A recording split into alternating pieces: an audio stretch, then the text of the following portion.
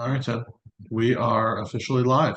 That's great. Good morning, everyone, or good afternoon, depending on where you are in the world. My name is Tim Selden. I'm the president of the Montessori Foundation, and this is our weekly webcast for independent school leaders of all sorts, wide range of topics having to do with finances and budgeting and staff development and you name it, strategic planning, whatever you need to do in an independent school. We'd really love to hear from you. Uh, what topics would interest you, how we can help. We encourage you, by the way, during this webcast to let us know. Raise your hand if you'd like to unmute. We'd love to hear from you. This should be a conversation. Again, I'm from the Montessori Foundation. We are a 30-some-year-old independent, international independent school consulting firm. We are Montessori first and foremost, but we speak Catholic school, Lutheran school, Christian school, Jewish day school, traditional independent school, Waldorf school, you name it. We're here to help. With me is my colleague, Clint Lausch, who is the founder of a wonderful marketing company that we highly endorse, Ames. Clint, let me hand it over to you. Yeah, no, hey everybody. Good to be here with another Thursday webinar. And yeah, for today, I'll just be going through some of the logistics, monitoring the chat, and a couple things. One, recording. You will get the recording today. Usually gets sent out within 24 hours from Zoom. But again, you can always go to the Montessori Foundation YouTube page to see all of our previous recordings for both our Thursday and Tuesday webcast sessions. When you leave here, again, we always appreciate you taking time to fill out the post webinar survey to let us know what you liked, what you want to hear more about, and if you need any assistance, whether it's from professional development, consulting, talking with Tim and his team, where you can just have a conversation about how they can help you grow your school. Let us know that.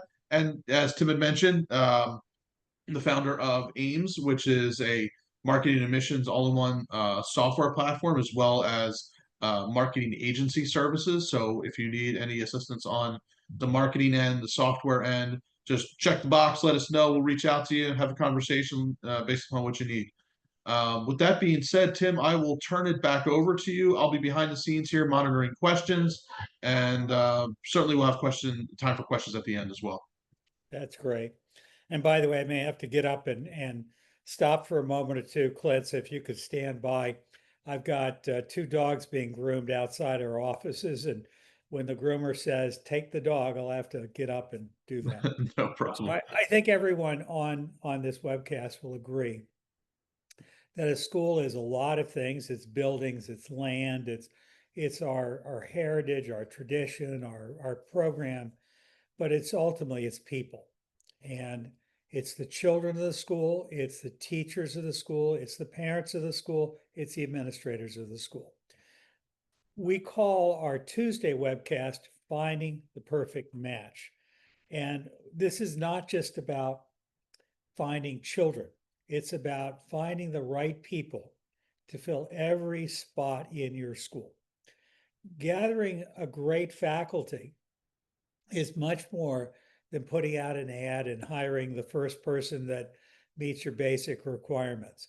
We have to build a school one person at a time. And obviously, some people will be the wrong fit, some people will be the right fit, some people will stay with you for a few years, some people will make a lifetime commitment to you. The bottom line is we marry in haste, we repent at leisure. But using the marriage metaphor, when we get married, that's the beginning. And so, what we're really talking about today is not only how do you get the right people, how do you keep the right people? How do you nurture them?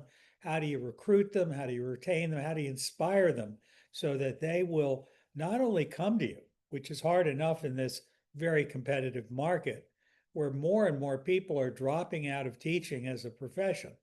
We have to find people, those few, those brave people who want to be with children and who choose to be with our school, whether you're Montessori or monastery or something in between. We know that there are for each of us people who would be the perfect fit. So that's what today's all about. So we have challenges today, and I think we all know them. The first is there's an incredible shortage of teachers. Lots of things have happened. One of them is that it's more and more expensive to live. Schools have not kept up with the cost of living in most cases, and teaching is a highly stressful job. It's stressful because of kids. Teachers all over the world are saying there's more and more children showing up in classrooms who seem to them to be neurodivergent and challenging in their behavior and their learning style. There's more and more parents that intimidate teachers and make them feel like their lives and their careers are not safe. And it's just exhausting. And so between the cost of living and the fact that there are so many other things that people can do for a living, that we have to remember our teachers have choices, and our work is not necessarily fun. It can be fun, but for a lot of people, it's nothing but aggravation and stress, and they can't wait to put it in their rearview mirror. We obviously need people who want to be with children, who understand that with children comes work, and who want to do that, who literally would say, and you even pay me to do what I want to do anyway. So we're looking ideally for the natural born teacher archetype. We know that low wages and burnout drive educators away. We know that there's competition from Starbucks, from Amazon, from your local grocery store. There's lots of competition. And we know that all of this is having an impact on children and staff and parents, and of course, on our schools.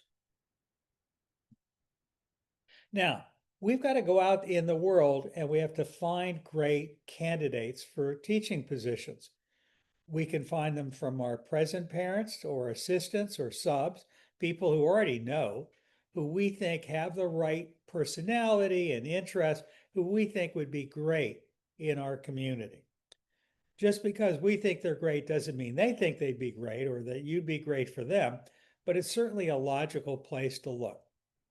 Second is local colleges and community colleges. Quite often, getting to know these people, even in high school, can lead to long-term relationships with people who fall in love with your school.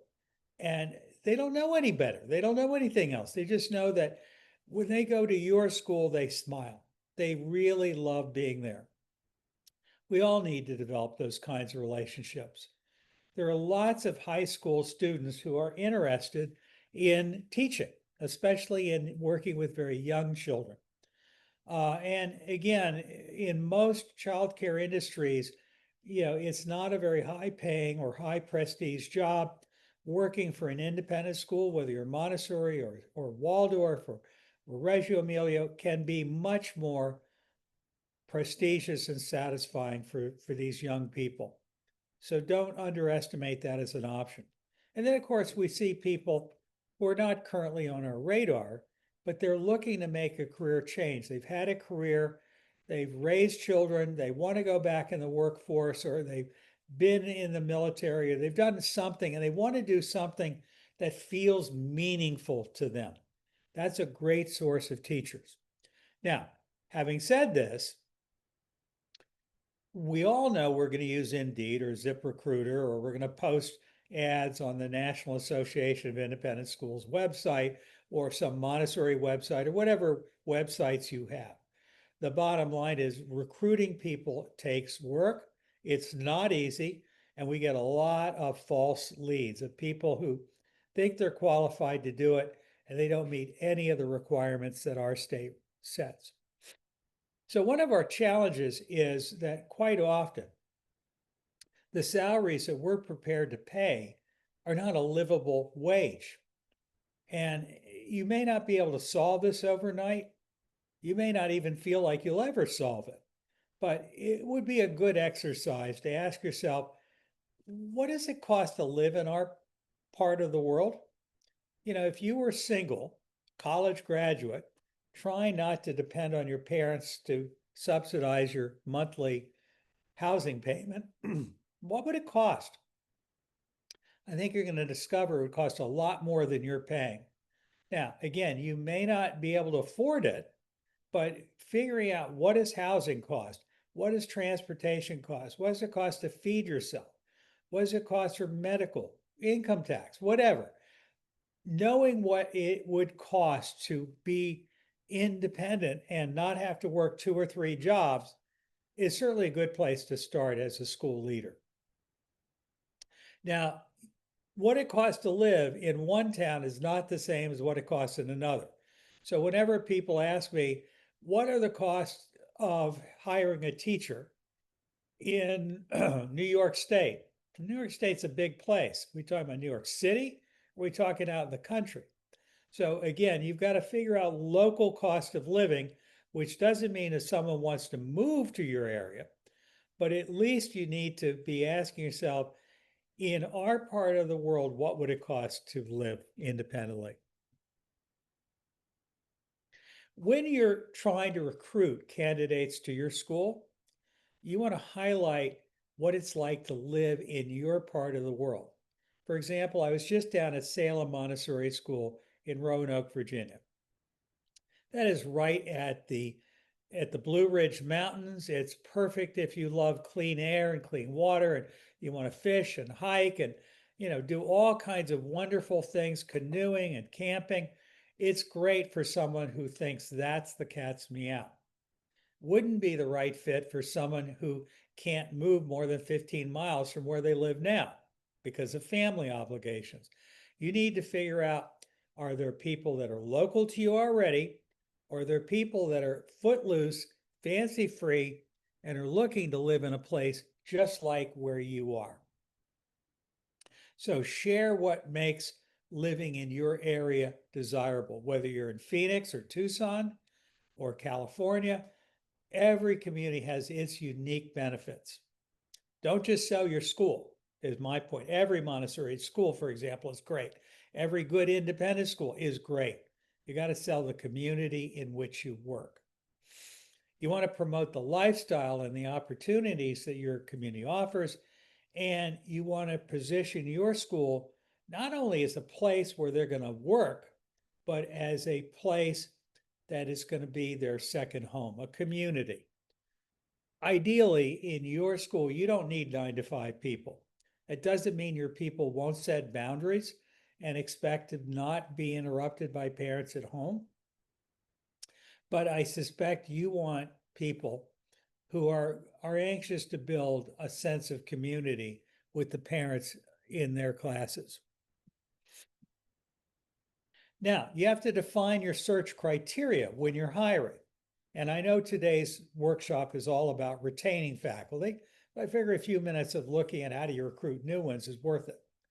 So when you've got a job, I don't care if it's for a head of school, an assistant head of school, an admissions director, a development director, whatever it is, or a teacher, an assistant teacher, define in writing the skills that are essential, the education that is required, the training and experience that are essential for someone to be successful coming to your school in this position.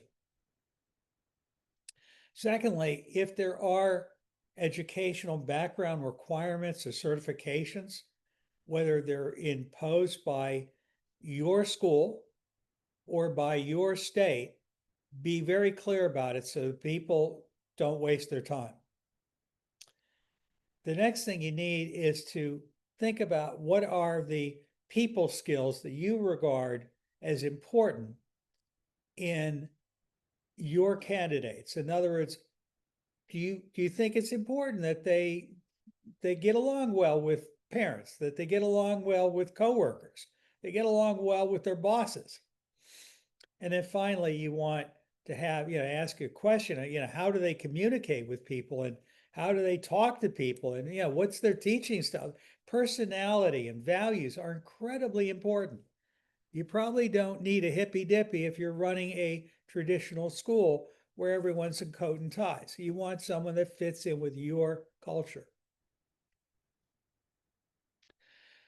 Retention in our faculty obviously matters terribly. Stability is the key for the kids, for their education and relationships. We know that every time we lose a teacher, we get stress among our teachers, the other teachers that stay behind, and for the families of our school. And we know that there's a hidden cost. The parents tend not to trust us very much. Our school culture is threatened because the new person doesn't know how we do things here. The school isn't consistent anymore. So retention matters. Now, you can't keep everyone forever. Sooner or later, they're all going to retire. They're all going to leave you for a better job, or they're going to die. The simple reality is no one is here forever. But we want to create a culture where people want to stay and where they tend to stay. So every time someone leaves, it costs us money. We have to go out and search for them. We have to spend money bringing them on board into our school. It takes a lot of time and effort to bring them into the faculty. They have to learn how we do things here. If there's a special training or certification of any kind, we have to train them to be in this. If there's a certification, we're going to spend money or lend money if we're lending someone money to get their Montessori training, for example. There's a cost to this. The bottom line is every time we lose someone, we are set back 2 paces. And so we really want to keep people as long as we can so that we keep the trust of parents, so we don't lose families. We want people to believe that our school is special and the teachers value being here. So there are many proven strategies. Here are 6. One is we want to create a culture of respect and belonging. This is not a corporate culture. You do not want to use shame and blame and contracts and guilt. This does not work in managing people who are teachers. It does not mean that you just let your teachers do whatever they want, by the way. I'm not suggesting that. Secondly, we've got to pay people as best we can, and we certainly need to pay enough that we're competitive. It takes more than money. You all know that, but money is part of it. So we have to figure out what can we pay, and is that enough to meet the needs of the situation we're in? The next is you want to be flexible when you can be. For example, if somebody says to you that their mother is sick in Argentina and they would like to take a month off, you've got to decide it's not convenient for you to have to get a sub for a month, but are you able to do that? Or if they're having trouble getting their child on time at the school that they attend, if it's not your school, or are you willing to help them have their children at your school with tuition discounts or free tuition? Flexibility makes a big impact on recruiting and retaining teachers. Another is we want to create career pathways. In my own school, we always thought that what we were doing is training people that were going to become school leaders one day. And so the whole theory was we certainly welcomed them if they wanted to stay, but we wanted them to keep advancing in their degrees, to do research, to write books and articles, to do workshops, to become experts in their field, and to grow. And that included the idea of growing to be a curriculum coordinator or a mentor teacher or a teacher educator, a researcher, professor, or a head of school. The other thing we tried to do is to create a program of mentorship where, our people that were coming to us knew that we provided mentors, more experienced teachers, who would help them to become stronger in their craft as a teacher. And we want to invest in tools that help teachers succeed. Now, what that means these days usually is any tools that help them to communicate with parents, record student progress, just manage all the paper that's going around. So software often is very, very important. So having good software to help teachers can help you retain teachers. We want to create a culture of respect and belonging. So 60% of teachers who are thinking of leaving, really talk about feeling disrespected. And the ones who stay really talk a lot about the fact that they feel like they're bonded to their school community. We also, as administrators, want to be very visible and approachable. Do not spend your day in your office. Get out there, be in the classrooms, observe classes at work. Let the teachers know you care about what they're going through. They want to know that you're listening to them. And you want to celebrate small wins, and you want to value teacher input. Can you hear the dogs barking in the background, Flint? I cannot. Sound good. Okay, good. I got 3 dogs that are barking out there. All right, so we want to have compensation and benefits that are creative. So the first thing is you want to pay the best you can. Certainly got to be paying attention to what the local competitors are paying, whether it's another private school or Montessori school, or what Amazon is paying yearly. The bottom line is you don't want people leaving you to go elsewhere if you can avoid it, not have pay be the reason. We want to give them obviously paid professional development days. People want to keep growing and they want to be paid for that. They're going to want to have free or discounted childcare, and that could be childcare, it could be summer camp, it could be before and after school, it could be tuition in your school.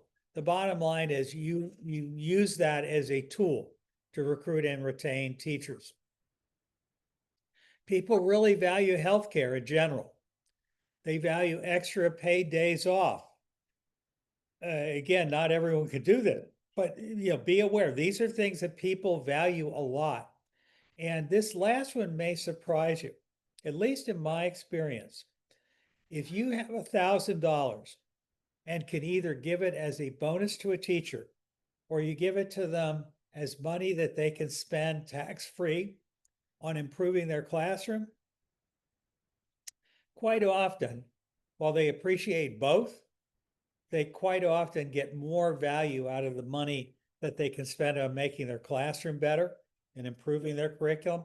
So at least be aware that if you're penny pinching on the things, the goodies that make teaching fun, you're probably penny wise and pound foolish. Now, flexibility matters, and this isn't always possible, but to the degree that you think you can do this without hurting your children's experience, I'd say it's worth looking at. One is job sharing. A lot of people these days want to work part-time or they want to work certain days of the week. It always made me crazy because I wanted people there 5 days a week and I wanted them there long days. But certainly a lot of employers talk about how job sharing and having options for part-time teaching, part-time employment worked a lot. Having floaters available to watch the students while the teacher is having lunch or a break is often an important thing, not only in terms of meeting basic needs, it's often a big part of having a teacher feel like you care about them, and that matters a lot. Giving teachers planning time that's built into their schedule. Again, it's just a sign of respect. They really appreciate it. And they really appreciate having a clear and fair paid time off policy. In other words, whatever it is in your business, being very, very proactive about it helps minimize misunderstandings and hurt feelings. So we want to have career pathways. One is, again, you want to have a pathway that's very clear and ideally supported by your school to help people get further credentialing in early childhood. It might be Montessori training or CDA credentialing or whatever it is that's available in your part of the world for your kind of school. Secondly, you want to host student teachers. They may be calling it a practicum these days or student teaching, but being a school that takes those students in creates an opportunity where your teachers can share their experience and wisdom with younger people. And that is very professionally satisfying for a lot of folks. You want to form partnerships with local colleges, and you want to celebrate the milestones and growth that your teachers have. In other words, when they've completed 5 years with you, 10 years with you, 20 years with you, find a way to really make a celebration. They want to appreciate, they want to know that you appreciate them. Now, mentorship and support is more valuable than most of us realize. Pairing new teachers with a mentor teacher, whether it's someone from your faculty or your administration, it matters. We really encourage you to set up monthly reflection circles. Those are times when you get the faculty together, and instead of giving them professional development or just going over mundane topics, get them talking about what's working and what's not working. Another topic is having a regular check-in where you're meeting with the teachers individually, you're going to their class, you're just sitting down. How are things going? Clint, how's the last month going? What's going on for you? So we're trying to give people a real strong impression that we care. That's the bottom line. Caring and listening matter. People want to feel seen. They want to feel heard. They love it when you say, tell me more. So we want to have in our school a culture of guidance, not of isolation. We don't want teachers off in their own classroom, not talking to their colleagues except to complain about things. We're trying to create a professional learning community. So there are some tools that really help. The first is whether you're Montessori or monastery or whatever you are, investing in really, really high quality curriculum and great teaching tools matters. Do the good stuff, do the fun stuff. Don't skimp on the raw ingredients that your teachers use to create the magic. The second is when you're assessing student learning, make sure the tests that you're using are fair and are practical. You want it to be streamlined, you want it to be integrated, you want it to be easy. Don't overwhelm your teachers with weird, disconnected applications or tasks to do. You want it to be clean and easy. So this is a typical rhythm or cycle that you might want to follow with teachers. One is we recommend that every week you as an administrator check in with your teachers and do an informal check-in. How are things going? Secondly, you want to have every month, give them time to plan and give them recognition as individual members of the faculty. Every quarter, you want to have a supportive one-on-one review with each member of your faculty and your teaching assistants. That may sound like a lot, but it can really save you a lot of aggravation. And then finally, yeah, you're going to do an annual compensation review. To me, that's the least fun part of the job, but you are going to do it. Just don't let it be surprising and don't ever pull the rug out on somebody. You want people to know if you've got a problem, they should know it right away. Now, another thing you're going to do is you're going to create some kind of staff retention survey. And this is just a snapshot of things that you might want to have in your survey. One is, how satisfied are you in being part of our school? How hard is the workload? How do you feel about the culture here? How do you feel about your opportunities for your own growth and professional development? Ask them flat out. What are your intentions? Do you want to continue to be part of our faculty next year? and provide them with constructive feedback opportunities. Sit down with them, and again, you don't want to just suddenly criticize them.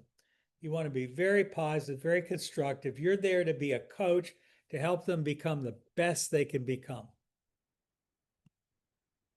So, wrapping up, we want to respect our teachers, we want to encourage their growth, and we want to care for them. And that's what drives retention. If we invest in our teachers, we're investing in our entire school, but certainly in what's going to happen for our students. Bottom line is leadership does matter, and it matters in good times and it matters in bad times. The bottom line is we, as administrators, are doing something really important.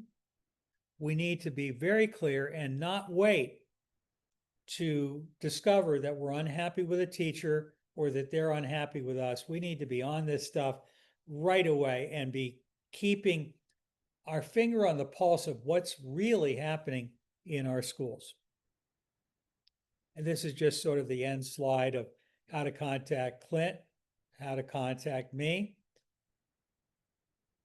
And I'm going to stop sharing, and let's see if anyone has anything that they would like to contribute or ask. Yeah, and certainly any questions, use the Q&A feature. You can use the chat box as well. And as you're doing that, one thing I wanted to add to what you had said, Tim, just about obviously the importance of teachers, and both from the perspective of prospective family marketing and retention. I was a part of when I say I was a part of I saw a very large survey that was done of parents, and when asking them what was one of the most important things you were considering when looking for a school, and two of the top three reasons had to do with faculty culture, how well and also when it comes to retention, how well their child was getting along with teachers. So it just corroborates everything that you're saying. But yeah, I was trying to, as we were talking, I was trying to find that old survey data. If I can find it, I will. I'll send it out. But yeah, it had the top five. You know what parents are looking for, what students are looking for, and largely came down to teachers. I mean, there's obviously other things there, but teachers always were at the top two. Yeah, obviously kids and parents care about their friends. I mean, they want to know that the teacher knows who their kid is, that the teacher likes their kid, that their teacher is sane, that she's not going to do something weird and hurt the kid, and that the kid is making friends. You also want to Yeah. feel as parents that they're making some friends, because it's really creepy to go on campus and feel like you don't know anyone and you don't like anybody. You wouldn't want to sit down and have a cup of coffee with these people. That is not a good feeling.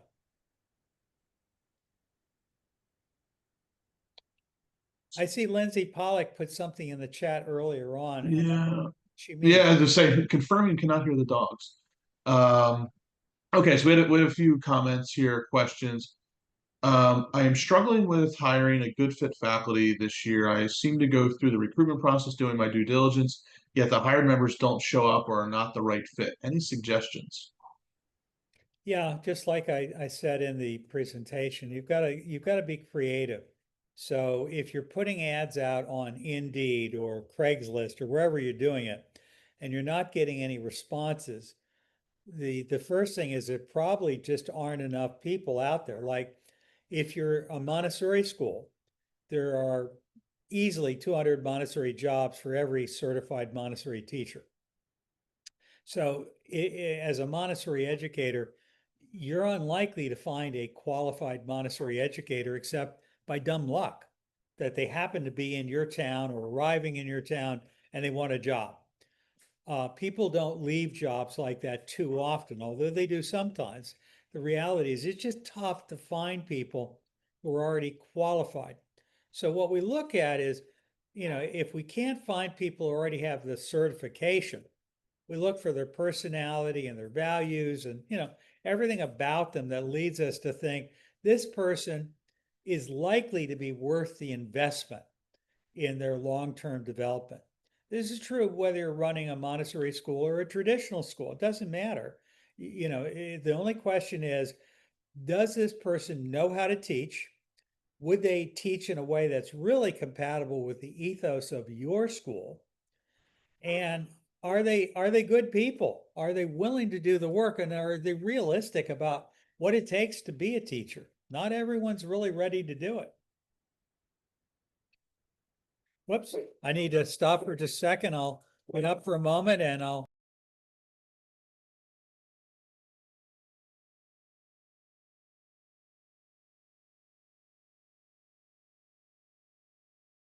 Myself here. Yeah, so if anybody was just hopping in, Tim will be right back. I know his dogs were right next to him, so he's taking care of the dogs. Yeah, so these are all right, cool. We've got a lot of great questions coming in. So I am gonna let Tim answer these questions. If they were marketing questions, I'd be happy to answer any one of these, but these are not my forte, so nobody wants my answers for this. And what I would say while Tim is gone again, if you need help with the hiring process, finding those right fit hires or just checking on overall morale in the school, I mean that's what Tim and his team are great at. So just check the box on the post webinar survey. You want to have a further conversation with Tim about what's going on with the hiring or what's going on with current faculty morale. That's exactly what Tim is here to help do. So um, thought I saw him, might be there. He is. Hey Tim, welcome back. I got my golden retriever at my feet and a little Maltese who wants to come up on my lap. Here's the Maltese. This is Dharma. Everyone should have a Dharma at their school. There's Dharma. There we go. So, what else we uh, got going? all right. So Tim, we got a couple more questions for you here. So in a small school, is it appropriate to delegate check-in and evaluations of some staff to someone in the admin group other than the head of school? Well, when you say check-in, are you talking about checking in for the day, or are you talking about going around the school from teacher to teacher? My sense is from the question, it sounds like evaluations and reviewing. I could be wrong. Pasita, I hope I'm pronouncing your name correctly. If I'm not correct there, let us know. But it sounds like evaluations and reviews going around. Could somebody else from the admin group do that, or is it just the head of school? Well, it can be done by someone else, but normally the head of school is typically the head of the educational program and the top employer. So first off, as the owner or as the director, if you are the top executive officer, you may have other people who you think are more qualified than you are to evaluate people's performance, and that's pretty normal. On the other hand, you don't have to be a PhD in school administration to be able to ask, am I happy with the way this person is relating to his or her students and parents? So I think generally I like having multiple people. As far as the check-ins, I think what this person is saying is she's feeling like she's got a very small admin team. She doesn't have time to go around and spend an hour a week with every single teacher. And that would certainly make sense if you got more than, let's say, 5 teachers. But I think what you can do is do less time because it doesn't necessarily take an hour. Checking in could be 10 minutes of just sitting in that classroom. And then at some point during the week, just saying, touching base, it could be when they arrive in the morning, just saying, hey, Clint, how are things going? Is everything okay? Do we need to sit down and talk? So there's a lot of ways to do it, but I think the idea of creating a collaborative admin team, whether you're in a small school or a big school, is not a bad way to do it. And I certainly agree with that. Okay. And where does everybody find their faculty? I've found Indeed to suggest a lot of people, but not a good fit. I'm looking at Handshake and reaching out to local colleges. Now, Lindsay had replied with create connections with area high schools, community college, and workforce placement agencies. But Tim, any thoughts on where to? I mean, has there been a particular place that you found really great faculty, or any place you would suggest? Well, I think the number one thing, it depends what kind of school you're running. So if I were running a Christian school, I would be trying to, recruit teachers in the local church community, not just the one congregation that might be sponsoring the school, but I would be going to different denominations and churches and just talking about the value of Christian education, if that's what you're doing. The same thing with the Jewish education. This is if you're Jewish and you're really interested, you're willing to share your culture and your experience and your knowledge with kids, this is a great contribution you can make to our community. If you're just out there in the world, and Montessori school is the way you would typically do it again, is you want to get known in the community, period. So for example, a classic scenario for every one of us is join the Chamber of Commerce and go to their meetings regularly and network and meet people and talk and ask whether you can introduce your business into the group. Normally they'll do 2 businesses a month. They'll allow to do a little presentation on themselves. The bottom line is, while the people that are in that room with you at the Rotary Club or Kiwanis or Chamber of Commerce, those are not likely to become future teachers. However, their children might, or their nieces might, or their employees might, or their employees' children might. In other words, the more people know that your school exists, the more likely you are to get more and more leads. In the same way, the more good publicity you get in your local media, on TV, on radio, in the press, in the local newspapers, the more you're known, the better. And then going to job fairs and going to school fairs. Quite often, by the way, if someone's interested in being a teacher in the private school, they'll go to a private school fair, not because they got a kid that they're looking to put in a private school, but they'll see what schools are out there. And they'll probably ask someone, does your school ever need teachers? Would you ever be interested? What's it take to be a teacher in your middle school at your school? So there's quite often, those are among the ways of doing it.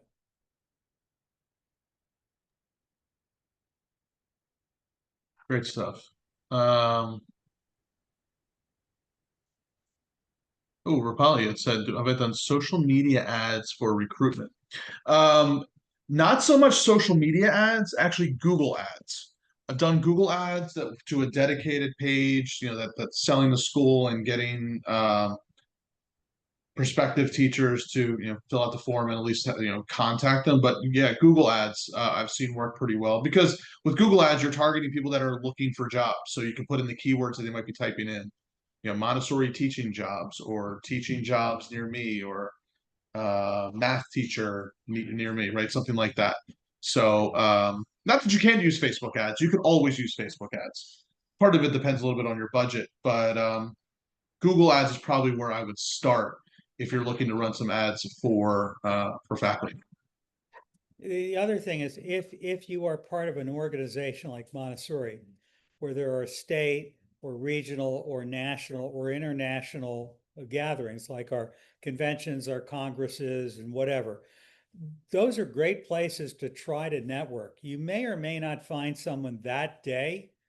I mean, my experience is you have to do that year after year after year after year, but you become known. And some of you who are Montessori educators may know my name. The reason you know my name is when I started, I made it my business to do everything I'm telling you about. And I learned it from my mother, who was much smarter than I am. But basically, after 20 years or so of going to every Montessori conference I could, I always put up, obviously a poster on the job board saying, we're always looking for great teachers at Aardvark Montessori School. And you have to, again, tell more than just, we're a great school. That's good. To be a Quaker school is great. To be a big fancy Christian school on a 100-acre campus, that's great. But again, it's everything about it. they're already residents of your community, or you're trying to get someone to move more than 25 miles to work at your school. And it works. That's how we all recruit. But you just want to use every trick in the book.